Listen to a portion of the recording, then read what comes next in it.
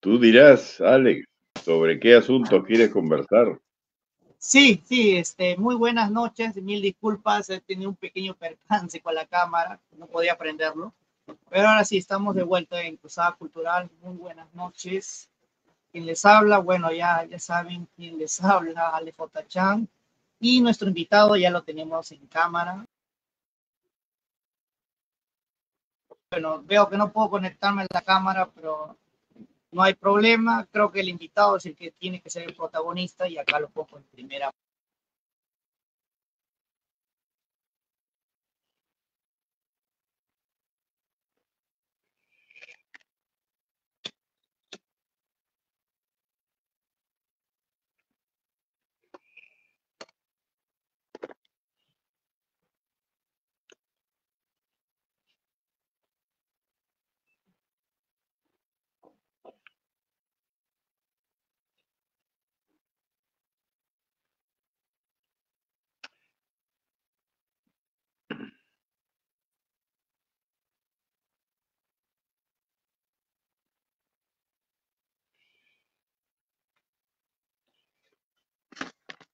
¿Estás allí, Alex?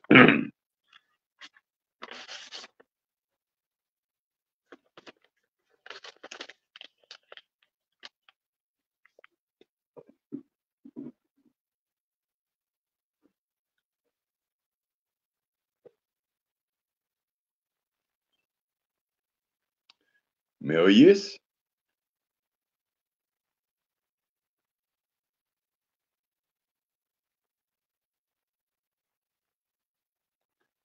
Hola.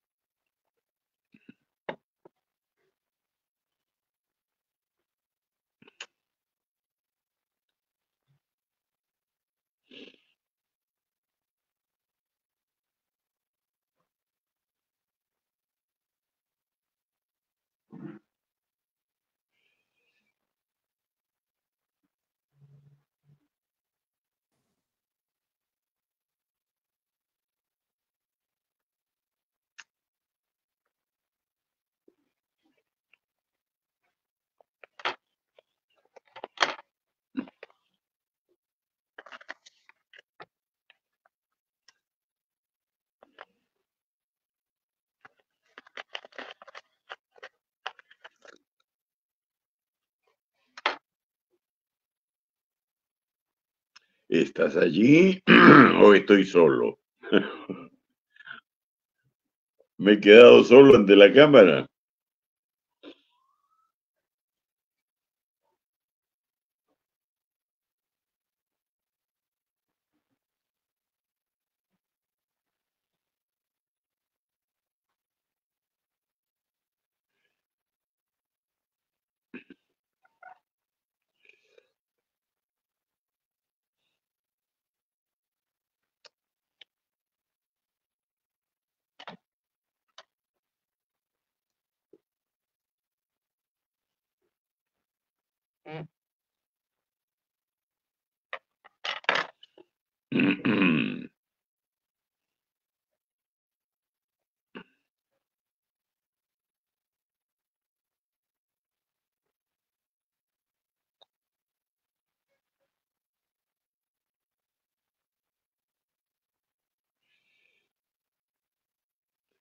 Hola, Alex, ¿me escuchas?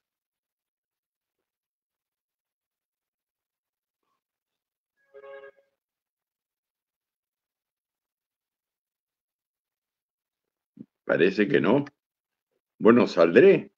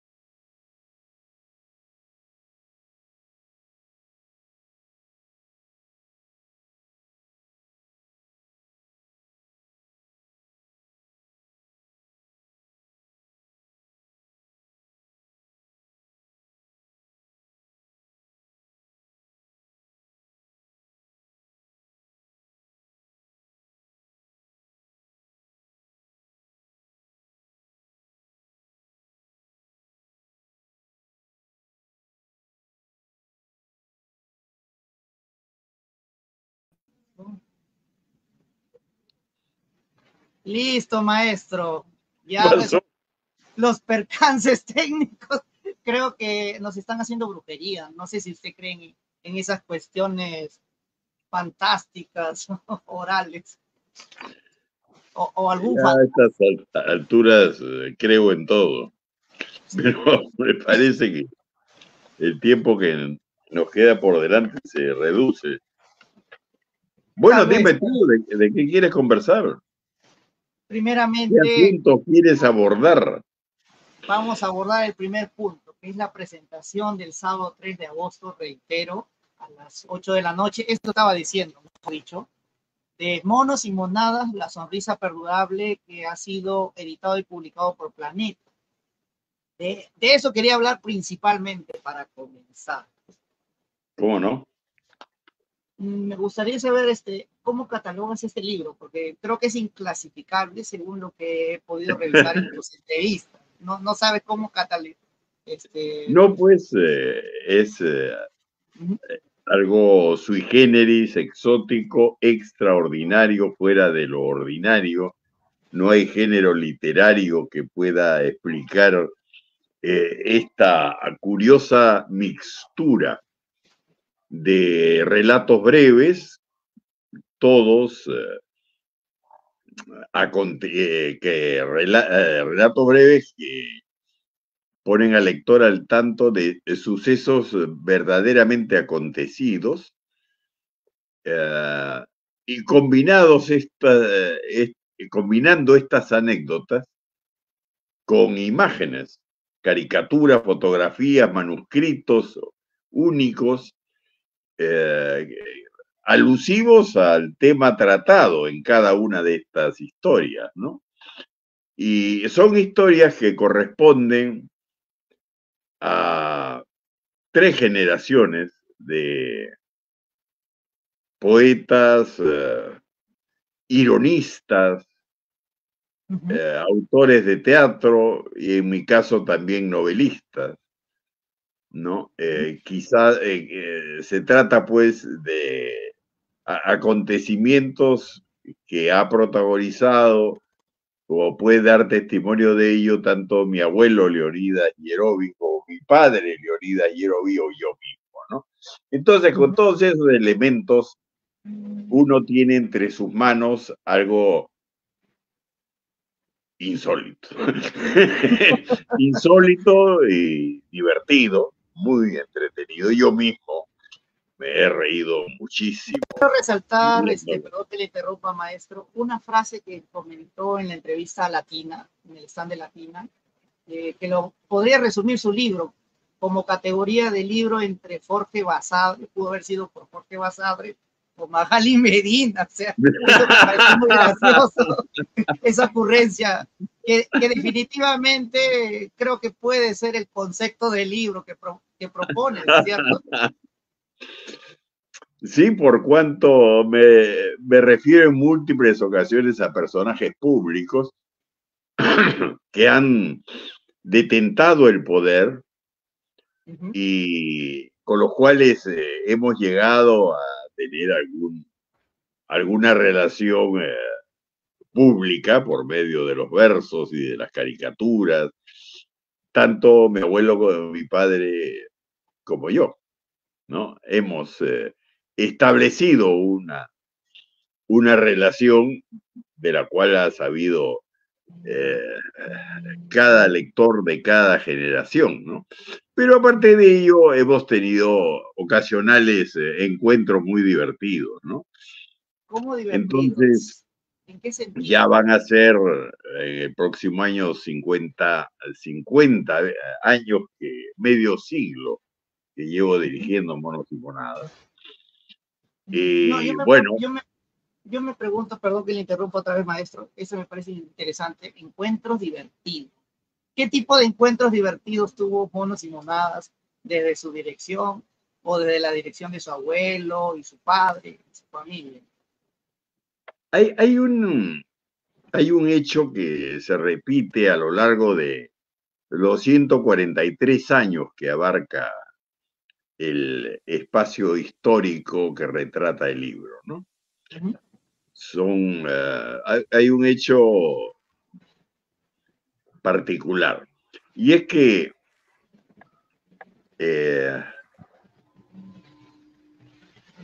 los gobernantes, los políticos, de los cuales nos hemos reído a lo largo de casi un siglo y medio,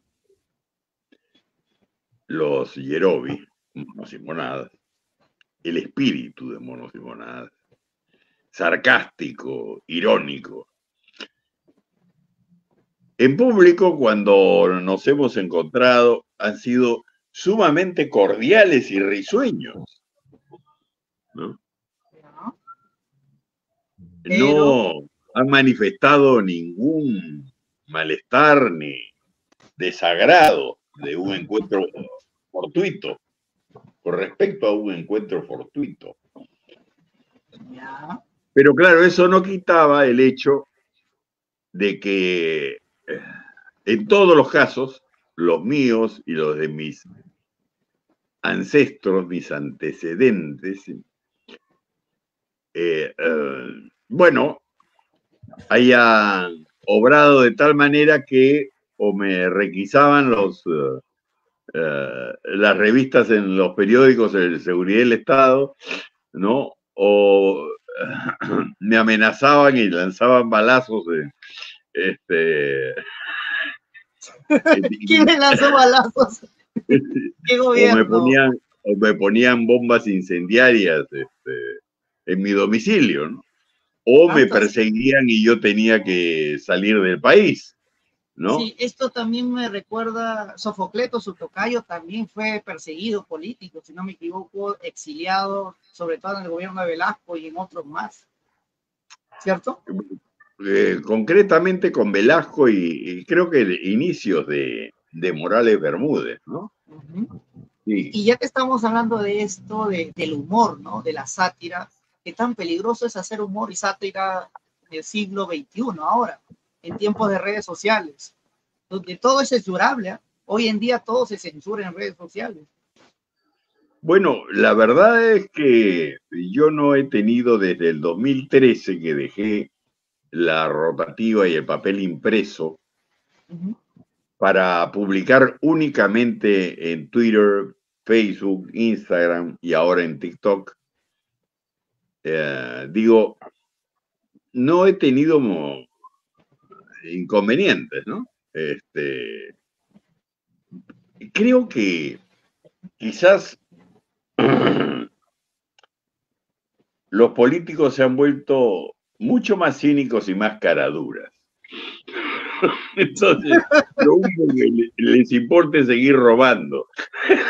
Pero eso no era... Saben que todo el mundo ya se dio cuenta.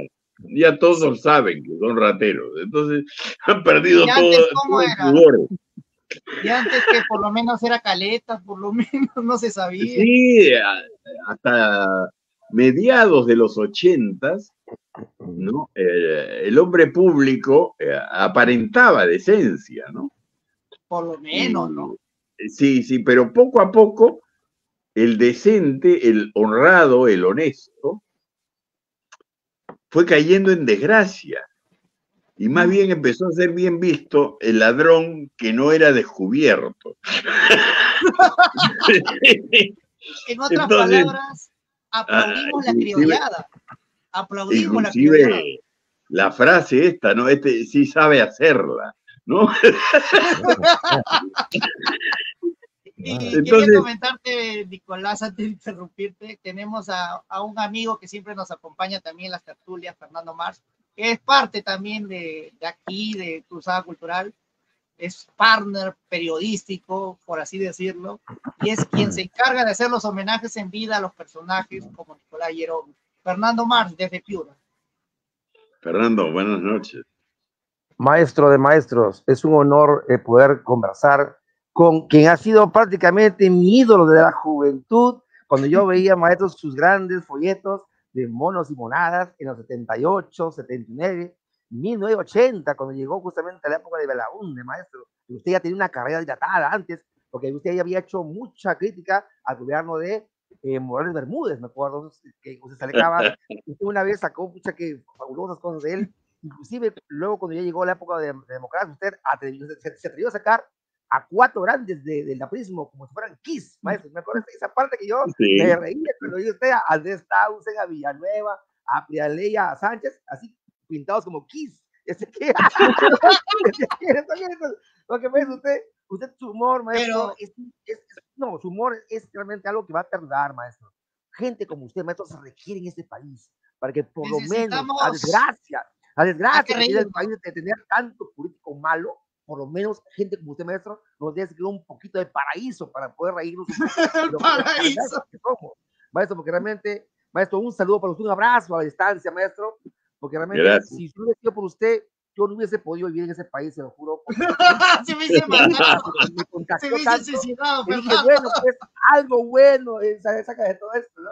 Maestro, gracias, maestro, es un honor para mí. Y maestro Nicolás Yerovi, sin el humor tal vez no hubiese existido usted, tal vez como Fernando hubiese tomado la decisión drástica de colgarse de un puente, de una soga.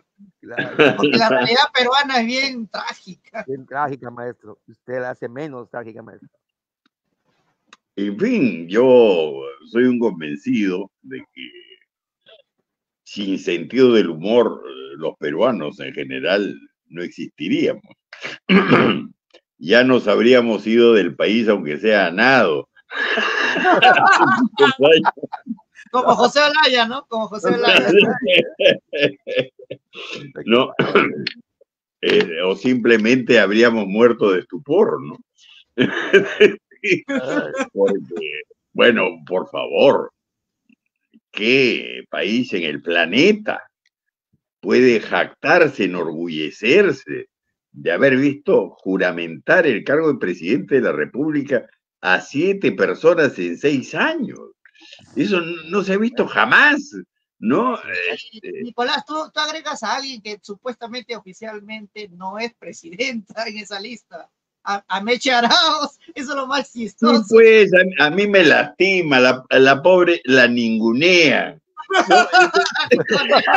No la cuenta, no hay derecho, es una injusticia. Con toda su buena fe, no pudo resistir la tentación, vio un crucifijo al toque, puso la mano en la Biblia, se puso de hinojos y juró y todo. Claro, después no la dejaron ni entrar al palacio, pero ese es otro asunto. El que juró. Así que dejen de hacerla a un lado, pobrecita. Pero no es oficial, pues también. Fue una mentirita, un juego, ¿no? No, la verdad, a mí me da cólera que le haga de un costado. Fernando, ¿qué opinas? No, es que es cierto, ¿no? O sea, realmente en el Perú las cosas son así, son de antología. Aquí todo puede pasar y el maestro Yerovi nos ha enseñado que es así. A través de todo su humor, no es algo que realmente no se dé, en el Perú se da así. Y todavía el maestro todavía se queda corto ante todo lo que puede pasar acá, porque en el Perú es mágico la cosa.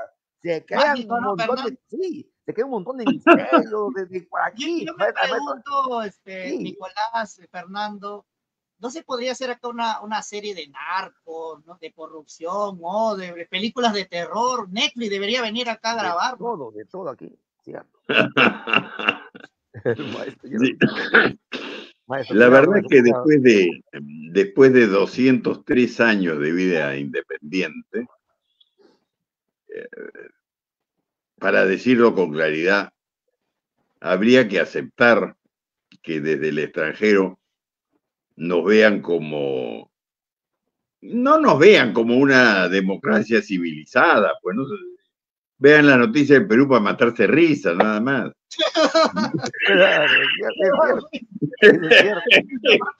No nos ven como una democracia, pero eso sí, nadie puede negar que somos un caos perfectamente organizado.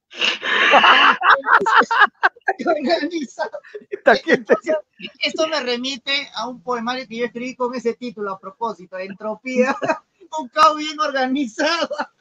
Claro, y eso explica que estemos acá conversando mientras la presidenta para mentando la madre, mientras luego del desfile y parada militar de Fiesta Patria, a Sí, los, le dijeron a los corrupta, espectadores, claro, ¿no? le dijeron corrupta y no le gustó, pues se Tu picó. mamá, dijo, Claro, ¿no? Tu mamá dijo, ¿no? Su madre. eso Tu no se ve mamá. en ninguna otra parte, Sí, eso no no se se ve. Tiene razón, maestro. Y ¿no? hablando de Dina Boluarte, si me permite, maestro, hay un poema que colgó en su Facebook y redes sociales que se titula ¿Qué les pasa? Lo voy a Sí. proyectar para que se vea. Y no sé, a mí me gustaría leer sí, me gustaría leer este poema. A ver, voy a sí, para Claro, ver con un poquito la más. foto del canciller durmiendo, ¿no? Parece una marioneta sin vida, ¿no? Sí, se ha quedado dormido. Y bueno, aquí está Ahí la está, ahí está cuestión. la cuestión. El ministro durmiéndose de la nariz de la presidenta. Ay, Vamos maestro, a leer. léelo, maestro, al honor al maestro. ¿Qué les Quiere que pasa? ¿Qué les pasa? Así se titula el Sí, poema de él, Nicolás Yerobi, el maestro que está con nosotros. ¿Por qué se duermen babosos? ¿No ven que yo estoy hablando? Par de vagos y piojosos. Los están fotografiando. Despiértense, cacacenos. Ya se fregaron conmigo de un puntazo de los buenos.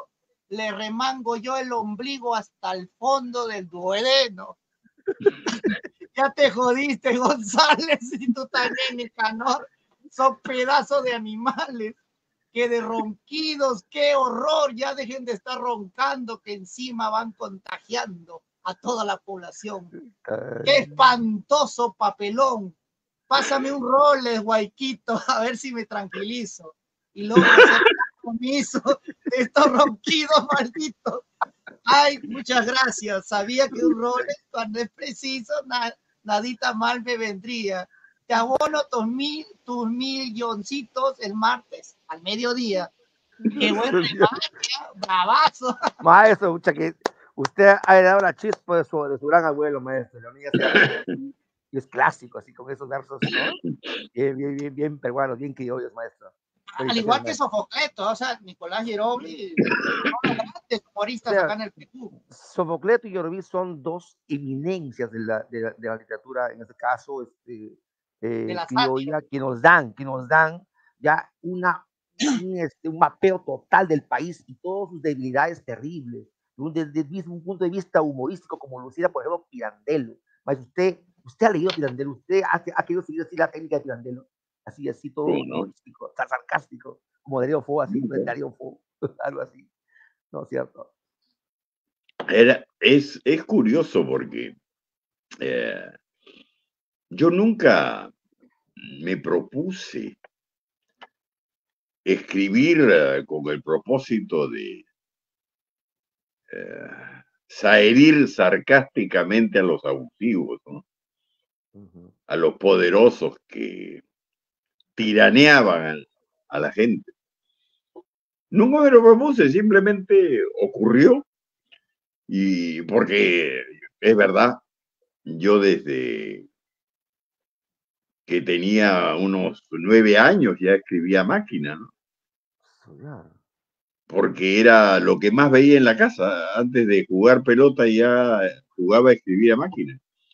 Y mis primeros periódicos los hice, y mis primeras publicaciones las hice escribiendo a mano cuando aún no sabía operar el aparato ese que mi padre utilizaba para componer una sinfonía de ruidos a una velocidad increíble. Entonces, es verdad, yo estudié el doctorado de Filología y Literatura en la Católica, pero mi propósito era enamorar muchachas, que es para lo único que sirve la literatura, todo lo demás son sandeces, ¿no? Es para la única utilidad que uno le puede encontrar al arte literario y a los versos específicamente, ¿no? Pero bueno, cuando partió de improviso mi padre, yo tenía 23 años, en el año 75. Él ya llevaba 30 años riéndose de los poderosos, pero por la radio, todos los días. Entonces, consideré continuar su obra. Y es así como de una manera inesperada para mí mismo, me determiné por hacer reaparecer la publicación que fundara mi abuelo Leonidas en 1905, ¿no? Ese fue mi afán. Pero por principio, no. Yo era un poeta romántico y me las llevaba a las novias al cine y les decía versos al oído, y eso era todo lo que me interesaba de la literatura, que además era lo único que sabía hacer porque era un burro para todo lo demás. Entonces, claro, no fue algo que yo desde un principio determinara, ¿no? Voy a ser un ironista. Es verdad que también he cometido pecados literarios de otra índole, como la poesía lírica. Y bueno. ¿Pecado literario? ¿Por qué pecado literario hacer poesía lírica? ¿Por qué grosería? ¿Por qué? No sé. Yo no sé. Igual que el filósofo, yo solo sé que nada sé, ¿no? Y maestro, veo que le gusta el cigarrito todavía, o sea, mantiene esa juventud bohemia. Juventud bohemia, maestro. Sí, es que a mí siempre me ha cautivado hacer lo que nadie hace. Entonces, cuando estaba de moda fumar, no fumaba. Ya. Y ahora que está fuera de moda, fumo. Fuma. Va en contra de corriente, ¿no? En contra de la corriente, es una oveja negra. Exactamente. Escribo una obra de teatro, sí, pero en octosílabos consonantes para 15 personajes al aire libre y un horario fuera de lo normal y en plena peste del COVID. Siempre he hecho cosas raras, ¿no? Fumar cuando no está de moda, dejar de hacerlo cuando el que no fuma está mal visto. En fin, lo insólito me cautiva, ¿no? Y es la historia de toda mi carrera, ¿no? Y hablando del insólito, esto me recuerda a Kafka, sin sonar presuntuoso, pero qué mejor narrador que lo insólito. Yo creo que Kafka no era escritor checo ni alemán. Yo creo que Kafka vivió y murió en Perú, ¿no? No sé si has pensado alguna vez que Kafka debió nacer aquí. Él creó nuestro mundo, nuestro Perú. Bueno, podría pasar por peruano sin duda. Sí, cierto. Pero de broma, creo que Kafka aquí sería un insecto más, ¿no? No sé, me pregunto. Sí, un país que tiene 148 ministros en 16 meses, ya pues es un país que resiste cualquier cosa, más que las cucarachas. Así es. Fernando, ¿algún comentario, pregunta? Ahora que está aquí presente el maestro, es indudable que la figura de su abuelo maestro está ligada a usted. Básicamente, en el intermedio que es su padre, básicamente Leonidas Yeroví y Nicolás Yeroví se juntan a la historia y son prácticamente una sola simbiosis. Prácticamente no existiría prácticamente ese humor en usted si usted no hubiese heredado de su abuelo. Su heredado fue una persona maravillosa, conoció a los mejores escritores del momento, de su época. Se codió codo a codo con Abraham Valdelomar, para que muchos hoy en día es un ídolo eterno, prácticamente. Inclusive Abraham Valdelomar creo que le dedicó unas palabras lindas cuando él falleció.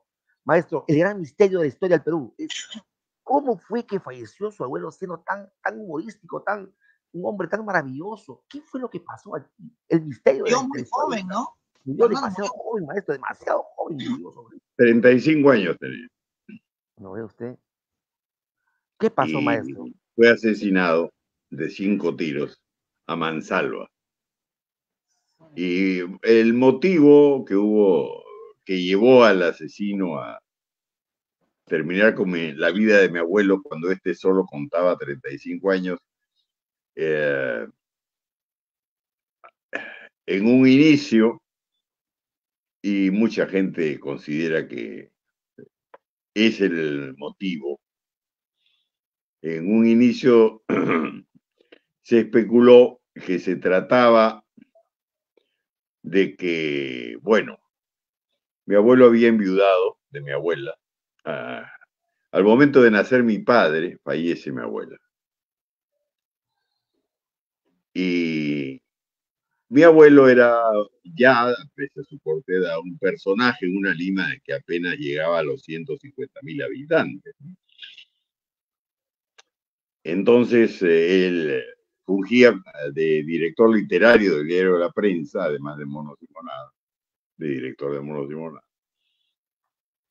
Y ocurrió que por el año 17, las representaciones escénicas eran llevadas a efecto por compañías de teatro itinerantes que daban la vuelta al continente. Una de estas compañías de teatro itinerantes contaba con la presencia de una soprano española llamada Ángela Argüelles. Resulta que entonces esta artista tenía un amor en cada puerto, porque partía de España la compañía teatral, se tenía en La Habana, en San Juan de Puerto Rico, en San José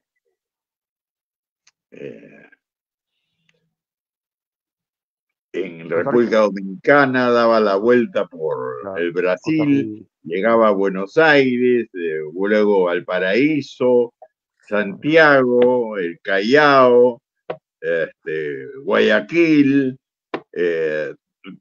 y llegaba a dar el giro al continente hasta Acapulco, en México, ¿no? Y en ocasiones seguían por el norte hasta Sacramento, en California.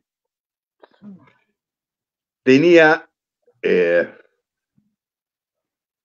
un amante eventual, esta dama, en Buenos Aires, que se enamora de ella y le ofrece matrimonio,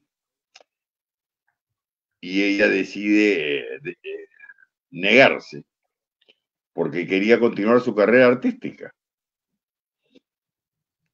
Y este fulano la sigue a Chile y la sigue al Perú.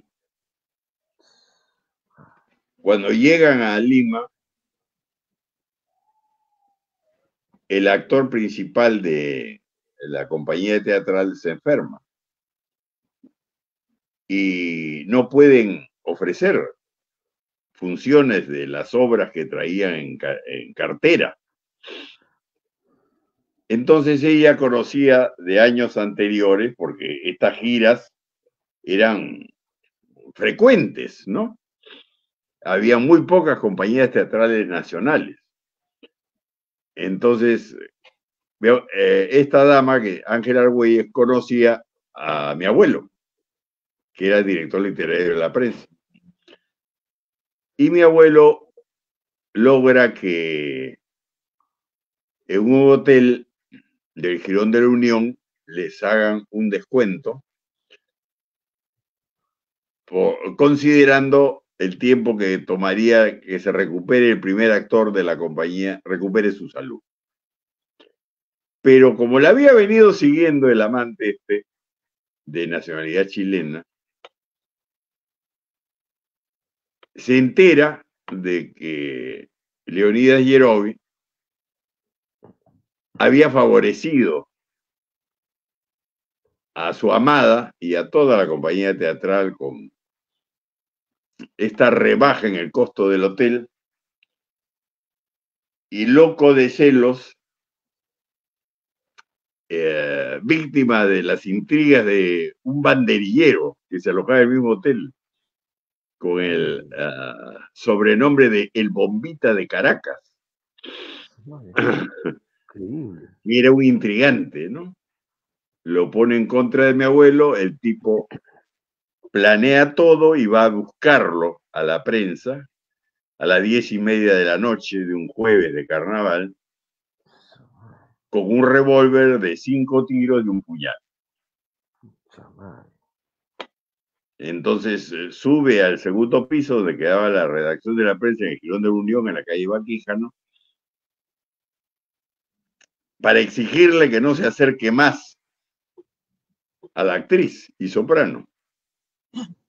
Entonces mi abuelo le dice que todo lo que quiera discutir al respecto tendría que discutirlo en los bajos, porque ese era su centro de trabajo. Y él no abordaba asuntos personales en su centro de trabajo. Bajan a la primera planta, en pleno Jirón de la Unión, intercambian golpes y el agresor lleva la peor parte. Y desesperado, impotente, extrae del bolsillo de su chaqueta el revólver y le deserraja los 5 tiros. Delante de la gente que a esa hora caminaba por el Jirón de la Unión. El jueves de carnaval del 15 de febrero de 1917. Es así como los compañeros de trabajo de mi abuelo, al ver esta escena, el criminal se fue caminando y por el Jirón de la Unión y a la altura de la iglesia de la Merced fue detenido por un gendarme. Y los compañeros de trabajo, ¿quiénes eran los compañeros de trabajo de mi abuelo? Luis Fernán Cisneros, Abraham Valdelomar, José Carlos Mariátegui, Alberto Ureta, Federico Barreto, el autor de Ódiame, Todos unos monstruos. Enrique López Albújar,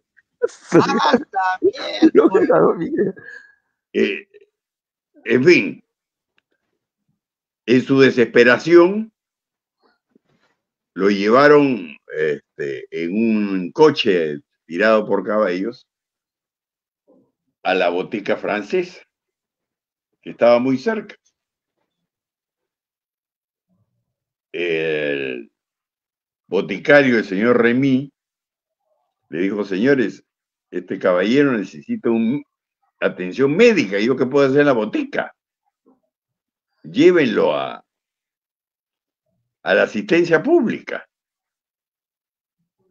Y así lo llevaron en el coche a la asistencia pública. Entonces, en todo ese lapso, andúvose desangrando. Y en la asistencia pública, como era pública y era estatal, no había suero. ¡Qué desgracia! Y ya el coche se había ido. Entonces lo llevaron en una angarilla, en una camilla, a pulso, caminando, hasta el hospital de Mesón de Santé, donde ahora se levanta el Palacio de Justicia, más conocido como el Palacio de la Inmundicia. Pero claro, ya llegó desangrado. O sea que, en realidad, el amor y la admiración de sus compañeros actuó de manera contraproducente. Los propios médicos que luego hicieron la necropsia explicaron que si estaban en la sala de redacción, había que haberlo tendido en la mesa de redacción y traer a los médicos, no moverlo.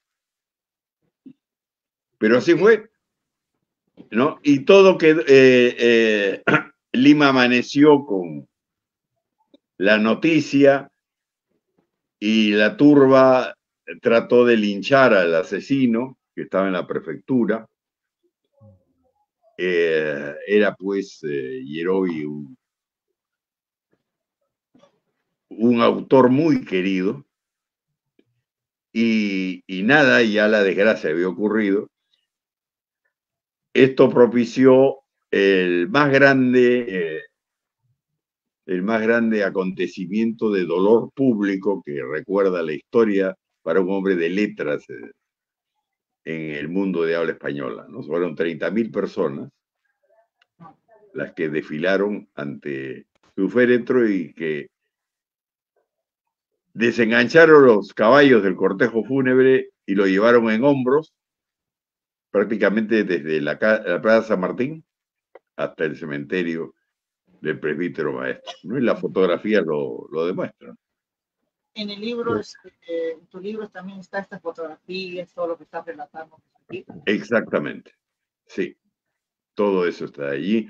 Pero claro, otras personas dedujeron que Leguía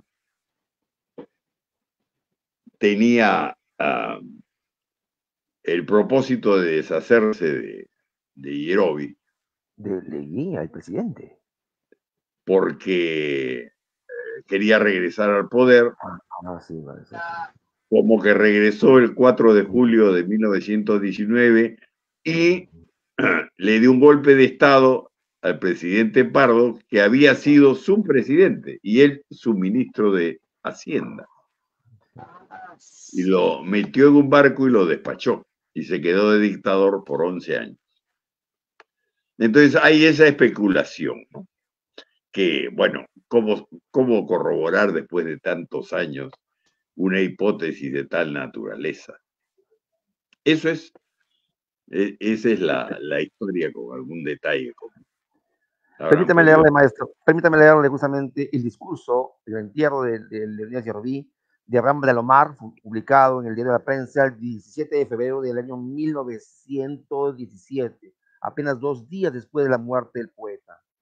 Comienza así: señores, un hombre malo vino desde muy lejos, desde unas costas rocallosas, desde un mar siempre colérico, bajo el cielo gris. Después de llegar, entró en nuestra casa y allá abajo se lo llevó para matarlo. Mis compañeros salieron a buscarlo y cuando lo vieron ya caído y lleno de sangre, se pusieron a llorar. Oye, hermano Leónidas, yo te quiero contar lo que ha pasado. Yo vivo allá, en el barranco junto al mar. Yo estaba soñando a la aurora cuando entró mi madre sollozante y me dijo: corre, corre, un hombre malo ha matado a tu amigo, corre. Fue un fragmento del discurso que dijo Abraham de Alomar. Hermoso, ¿eh? Acá hay unos saludos, comentarios antes de continuar con la plática de Edgardo y Joel Rivera desde Piura nos saluda presente. Jonathan Ramírez comenta: saludos cordiales amigos Fernando y Alexandre, desde luego su invitado. Mirza Mendoza: gran respeto y admiración al maestro Yerovi, soy su gran fan de su humor, me gustaría seguir sus pasos. La profesora Yolanda Castro Vilches: buenas noches. Fred Sagastume: saludos desde Orlando, Florida. Queridos hermanos escritores, un entrevistado de lujo, también comenta. Y por supuesto, gran admirador de su abuelo, querido Yerovi. Muy amables, muchas gracias.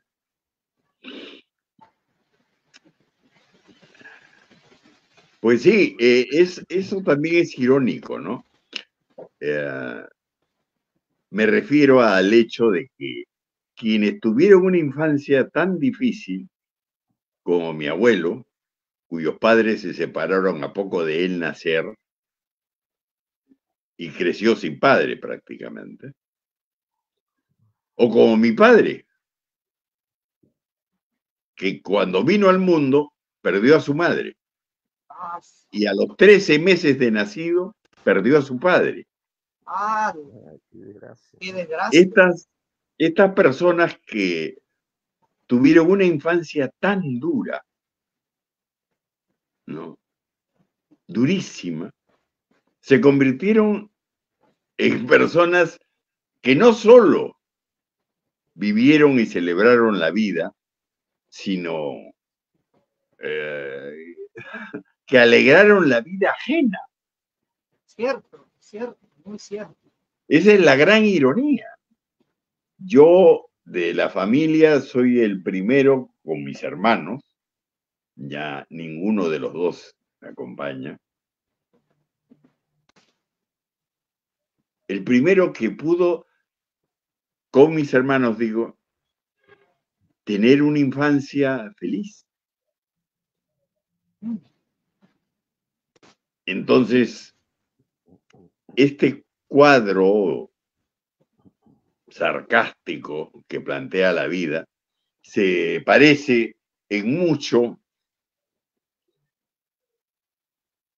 al credo de cualquier autor ironista. Nos pasamos toda la vida aprendiendo a vivir y cuando al parecer ya sabemos cómo hacerlo, tenemos que partir. Otra ironía más. La ironía esencial de estar vivo y de tener que dejar de estarlo cuando uno aprende a vivir. Y maestro, yo he puesto el título de esta conversación, entrevista, La sonrisa prefunable de Nicolás Llerovi. A pesar de la desgracia, me parece que toda la familia ha sido muy unida, toda la familia Llerovi, ¿cierto? Me parece que sí. Y eso también es irónico, porque en un país como el nuestro, como Perú, las familias no son unidas, se matan por cuestiones de tierra o por dinero, hay envidias, enconos, hay cuchillazos, insultos, improperios. Yo me pregunto, ¿su familia es de Perú o de otro país? Porque son muy unidos. Bueno, somos peruanísimos y limeños, ¿no? Si bien los ancestros vinieron de fuera, los Yerovi son de origen vasco y llegaron hacia 1741 al Callao. Y chistoso, la nave en la que llegaron al Callao se llamaba Nuestra Señora de Guadalupe. Y tanto mi abuelo como mi padre estudiaron en Nuestra Señora de Guadalupe. No sé cuál sería la gracia ahí, maestro. ¿Podría explicarnos un poco más? Bueno, y por el lado materno, mi abuela era uruguaya, nació en Montevideo de padres franceses, ¿no? Entonces, es mi abuelo Leonidas Yerovi el primer peruano de la familia. Pero claro, hemos continuado sus descendientes con este culto por la ironía, ¿no? Yo recuerdo que mi tía Janet, la hermana la única hermana de mi papá que conocí, otras fallecieron antes de que yo naciera. Cuando nos encontrábamos en esas reuniones familiares, los cumpleaños, estos eventos, porque toda familia celebra, con mi papá soltaban unas carcajadas, ¿no? Que hacían temblar las paredes, ¿no? Tanto así. Sí, sí. Entonces, a nosotros nos hacía mucha gracia, ¿no? Pero lo curioso es que mi tía, la hermana de mi papá, mi tía Janet, se reía en U, no como uno que se ríe, ¡ja, ja, ja! No se reía en A, no, ni siquiera en no, ni en I con malicia, no, se reía en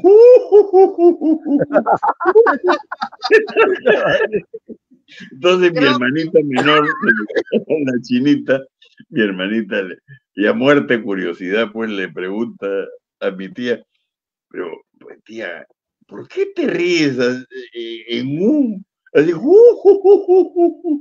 Mi tía le dice, ay, hija, es que así no se forman arrugas. Fernando aprende, ¿ah? Para Sí, maestro. Y maestro, ¿usted creo que se mantiene intacto o Sí. no tanto?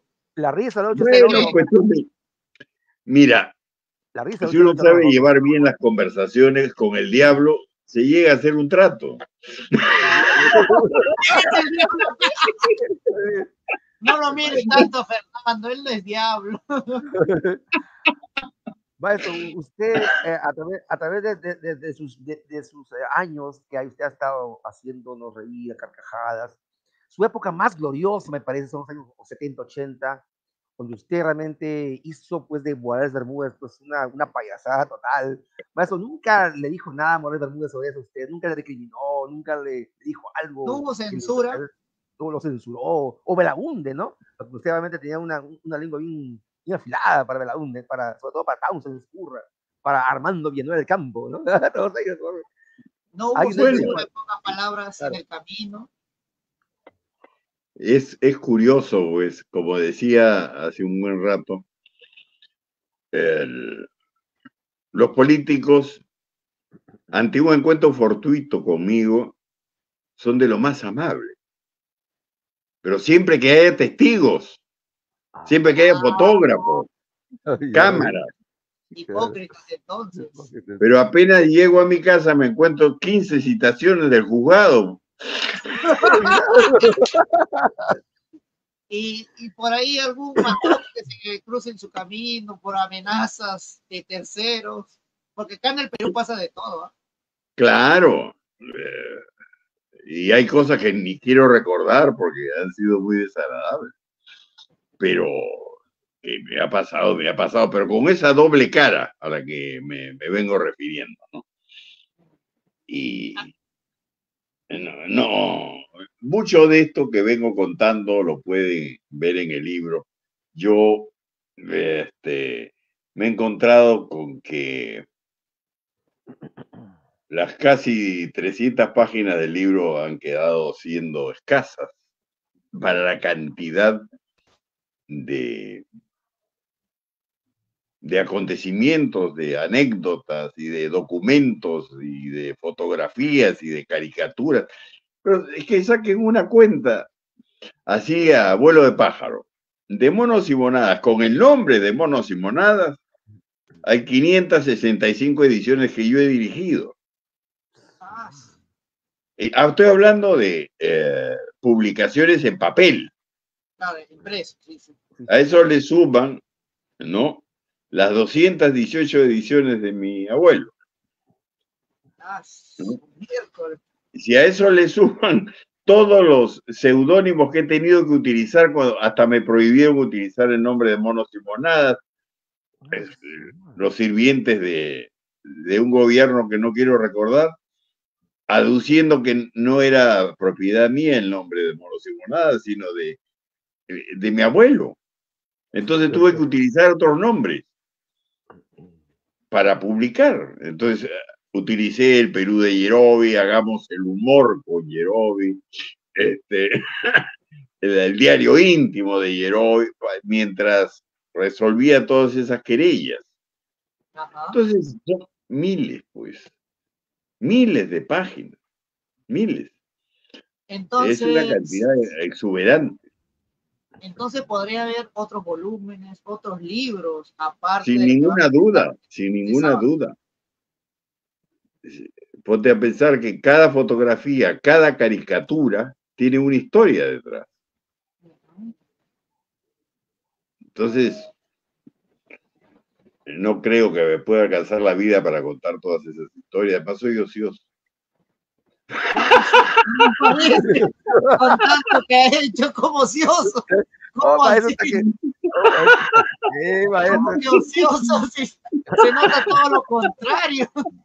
Ha tenido una vida bien productiva. Pero que sea ocioso no significa que sea perfecto, ¿no? Me equivoco y a veces trabajo.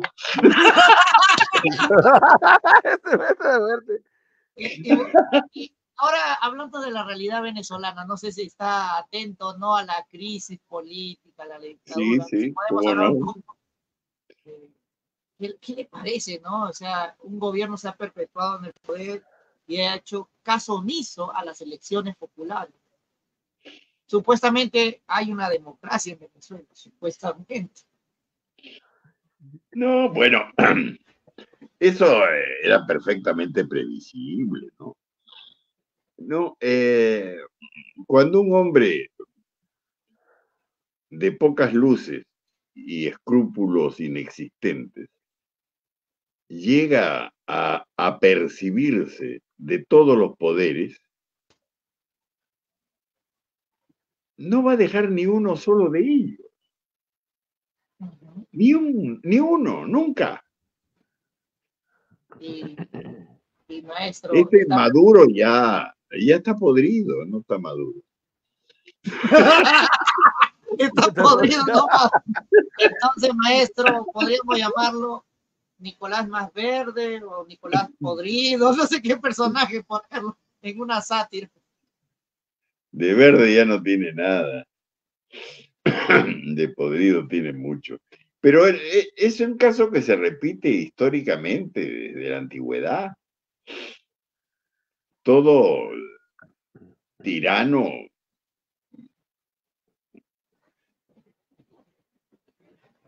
Todo todo tirano. tirano quiere y desea, se impone a sí mismo la tarea de no dejar de serlo nunca, Pero lo más ¿no? curioso es que ya las dictaduras supuestamente habían desaparecido en el siglo XX, que daba paso a la época de la democracia, las libertades, la Sí, apertura. sí, parecía, y además ya pasó, en términos generales pasó, ¿no? Que quedan cuatro cosas allí, Cuba, Corea del Norte, China. Nicaragua y ahora podrido, ¿no? Pero son cosas pues ya de modé, digamos.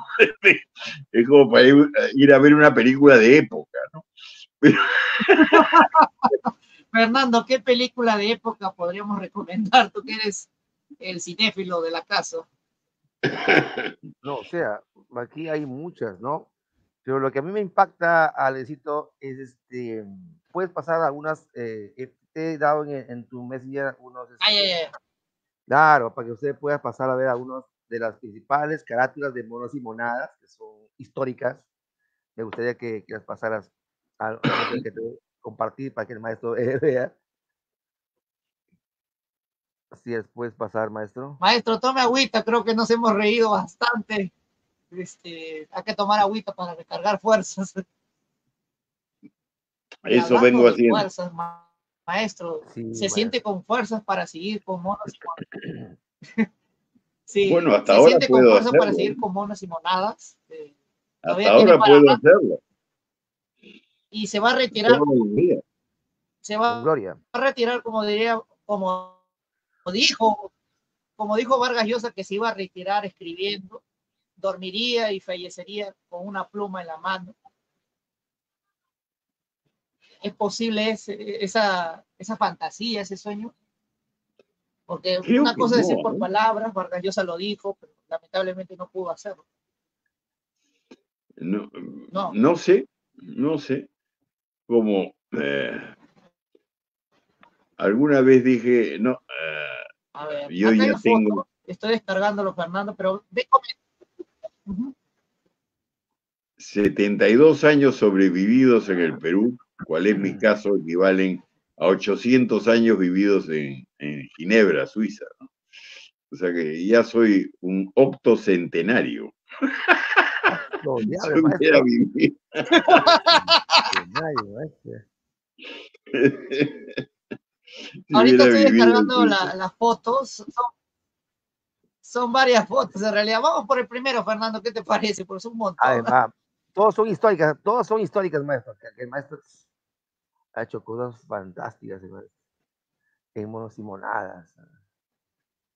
Bueno, Y Fernando, por qué estas portadas te llaman la atención para ir Porque realmente adelantándonos? Porque todos estoy tienen descargando las algo, fotos. algo realmente que motiva el estudio de la historia, ¿no? La historia del Perú, porque realmente el Perú, como dice el maestro, ¿me entiendes? Es un caos. Y dentro de ese caos, pues, que él ha actuado como una especie de Voltaire, ¿no?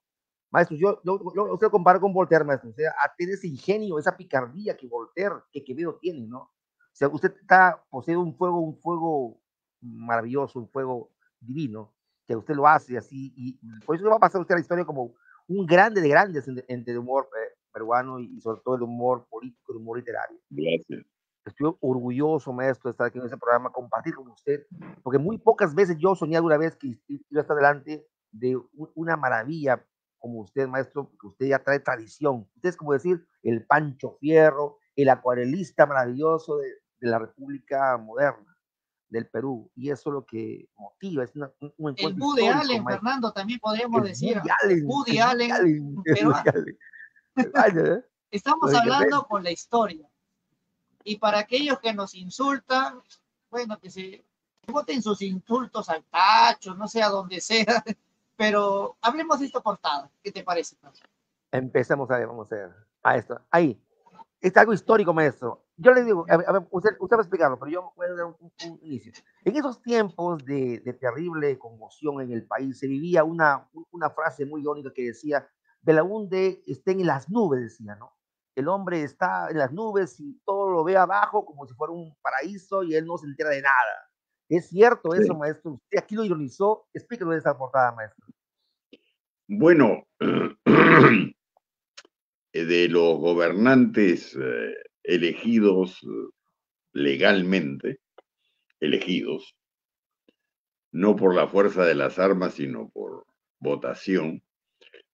Belaúnde, que yo recuerdo, es el último que, concluido su periodo de gobierno, regresó a la misma casa donde vivía antes.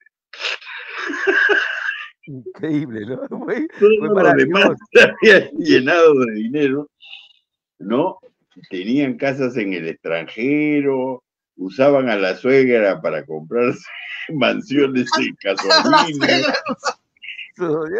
Está feo. Lo increíble es que el mérito, pues sus gobiernos fueron bastante malos. El gran mérito de don Fernando Belaúnde fue ser honrado, aunque sus gobiernos fueran pésimos. Bueno, acá en el Perú también es un delito, marcaba la diferencia, pues marcaba. Pero por lo menos hay que aclarar algo. El pecado, el mayor pecado acá en el Perú, el mayor delito es ser honrado, ser inocente, ingenuo. Y creo que nosotros tres sí. tenemos algo de eso. Hoy en día sí es un pecado. Creo que sí, ¿no? Hoy en día, sí. Pero en la época que vivió Belaúnde, todavía se veía bien a una persona honesta. Todavía se veía bien. Todavía se veía 70, pues. Claro. O sea, Maestro, y aquí está, maestro, con un personaje que realmente nos trae un recuerdo fatal. Usted lo puso ahí a propósito. Un personaje basura, sí. Basura, ¿no? Claro, usted nunca tuvo miedo un poquito que maestro, ese pata, aunque usted hubiese hiciera algo, porque usted está aquí lo satiriza, y él se creía un dios, prácticamente. Era un ser divino para él mismo. Usted bueno, lo hizo claro. Yo recuerdo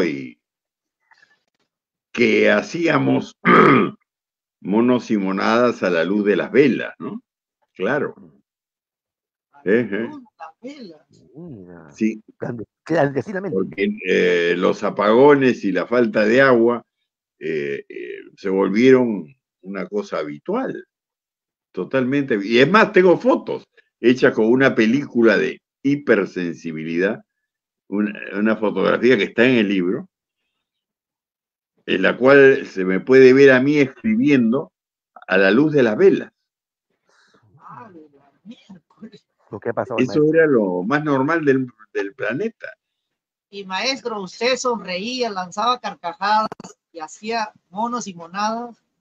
Y le tomaba el pelo a la cocina.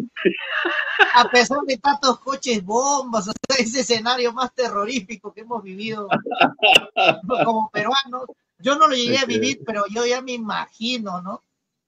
Fernando, no sé si Héctor, ¿podrías Yo describir esa época que era viviste tú joven como y joven? realmente era un miedo terrible saber que mañana tú te ibas a salir de tu casa y pudieras encontrar ahí una persona muerta o tú mismo. Si eres un funcionario público y estaban sobre ti, no te avisaban, llegaban de frente y dos balones en la cabeza y chao, Y ya. lo que yo quería preguntar al maestro Nicolás Yerovi, ¿no tenía miedo que Abimael Guzmán le cortara la cabeza por esta caricatura? Porque es bien osado. Esta Bueno, sátira. como esas hubo muchas más, como esta que estamos viendo hubo muchas más. Sí, la mayor parte de mi vida he sido un irresponsable. Un irresponsable. Esto es fatal. El niño se tranquiliza. Todavía no entiendo cómo he podido llegar hasta acá. ¿Cuál es el secreto de su longevidad, maestro? ¿Cuál es su longevidad?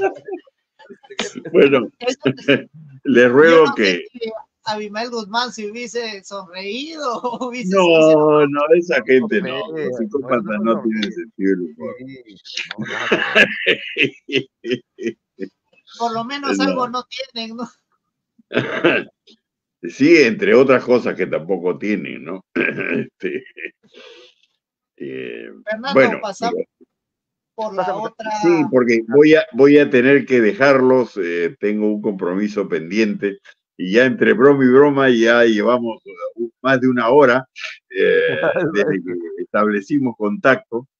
Entonces, para cerrar, maestro, solo un minutito más, un ping-pong, que es lanzar una palabra y de esa palabra responderlo con una palabrita o un mensaje, una frase corta. Fernando, lanza la primera pelota, la primera palabra, para ya cerrar. La primera palabra para el maestro. A ver, tenemos una que es, maestro, monos y monadas, maestro. Es una manera la más feliz que yo conozco de ver la vida. Leonidas Yerovi, esa es la siguiente palabra. Bueno.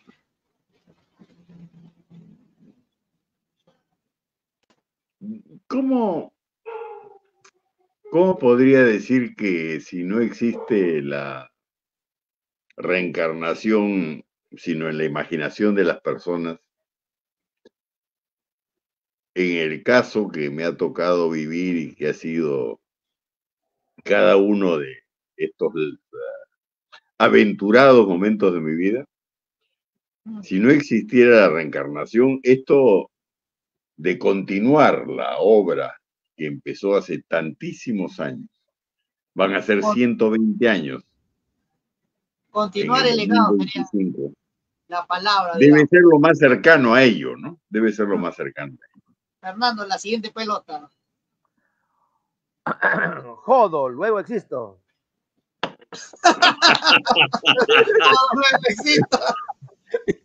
Bueno, es una manera de remedar a René Descartes, el filósofo francés, pero siendo peruano, ¿no?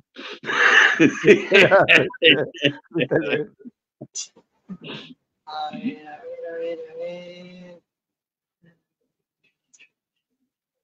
Planeta, la editorial Planeta que está publicando tu libro. Ah, están locos. ¿Cómo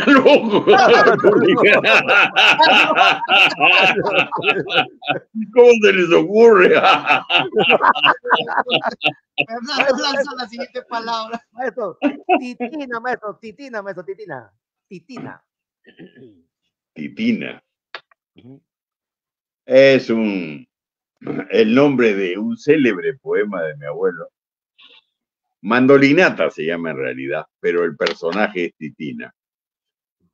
Esta joven muy hermosa, cuyos padres quieren emparentar con un viejo acaudalado, y el joven poeta que la ama se queja de ella y de su comportamiento, pues ya lo desaira, se queja dándole serenata. Yo de ese poema de mi abuelo tuve la suerte y la fortuna de poder hacer una comedia musical en octosílabos consonantes, la primera que de época, y en las calles de Barranco caminaban actores, actrices y músicos. Y le puse también melodía a ese verso, a esas estrofas, y ocurrió una cosa fantástica, ¿no? El público veía de pie hasta la escena final, que ya era el interior de una hostelería o un restaurante, donde el público ya finalmente se sentaba. El público veía de pie y caminando por las calles de Barranco la obra y confundía los tiempos. En 1900, la indumentaria, la vestimenta del elenco, la confundía con su presente, que era el de 2008 y 2009. Fue una experiencia muy, muy grata. Titina, tina, tontina, la de la voz argentina y el aliento de jazmín. Sal a tu ventana ingrata y oye la mandolinata que te doy desde el jardín. Fernando, la última pelota, pero juntos. Y la ¿no? última ya, maestro, ya para que ya usted ya se vea tranquilo, maestro. Bueno, ¿y cómo se llama? ¿No? Y no menos. Y por último, no menos importante. Leonidas, Nicolás, Ramón, Yerobi Díaz. Bueno, es un buen muchacho y lo conozco mucho. Lo conoce. ¿Y qué tal? ¿Qué le parece? Aparte llevamos toda una vida de amistad. Qué buena. Bueno, creo que con ese cierre, es un gran tipo. Es un buen cierre. Con esto cerramos la entrevista. Maestro. Gracias, maestro. Mi abrazo más grande para usted, maestro. Lo quiero mucho. Adiós. Adiós. Una persona maravillosa en mi vida. Gracias, maestro, por darme la vida. Gracias a usted. Gracias, maestro. Chao.